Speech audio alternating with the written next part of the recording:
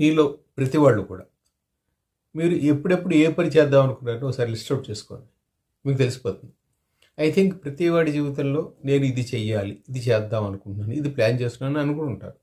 Maybe travel for somewhere, maybe acquiring something, maybe buying something.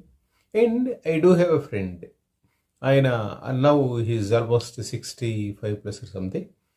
ఆయన మాతో పాటు మాకన్నా కొంచెం ముందు హైదరాబాద్ వచ్చాడు. He wanted to buy a flat.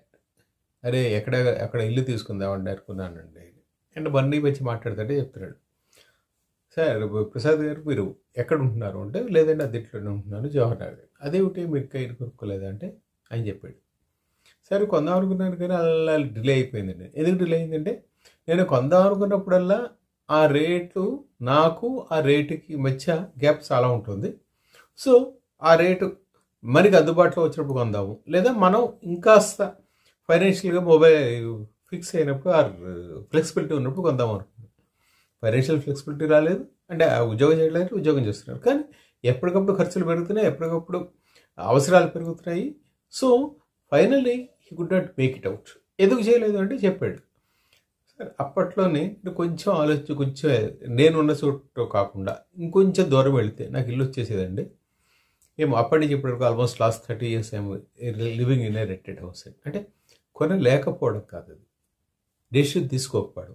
ఇది ఎందుకు చెప్పాను, ఇందాక మనం మాట్లాడుకున్నది రైట్ టైం ఎప్పుడు అంటే మీ అవసరానికి సంబంధించిన డబ్బులు ఉండాలి, మొత్తం డబ్బులు మీ దగ్గర ఉండాలి, బ్యాంక్ వాడు లోన్ ఇవ్వాలి, అది మీ ఆఫీస్కి దగ్గర అవ్వాలి. ఇన్ని కండిషన్స్ ఉన్నాయి మీకు. ఇన్ని కండిషన్స్ అంటే all these are perfect right. మా ఆఫీస్కి 2-3 కిలోమీటర్ల దూరం, 5-6 కిలోమీటర్ల దూరంలో ఇల్లు ఉంటే బాగుంటుంది.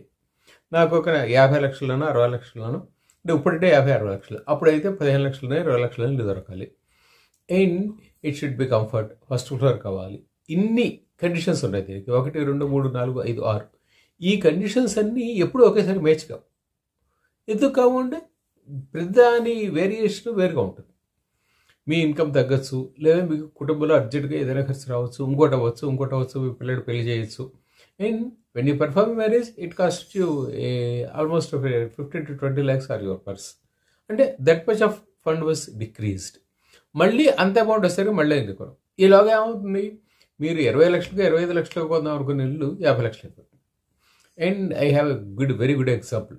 మా బంధువు ఒక ఆయన ఒక ఇల్లు కొందాం అనుకున్నాడు. And for him it was around 60 lakhs or 62 lakhs something like that. దాన్ని బేరమాడి ఇచ్చేసి, లేదండి 4 లక్షలు 5 లక్షలు తక్కువ అయితే కొంటాము, ఇంత అయితే పెట్టలేము అని ఆయన ఏదో డిసైడ్ చేసుకున్నాడు.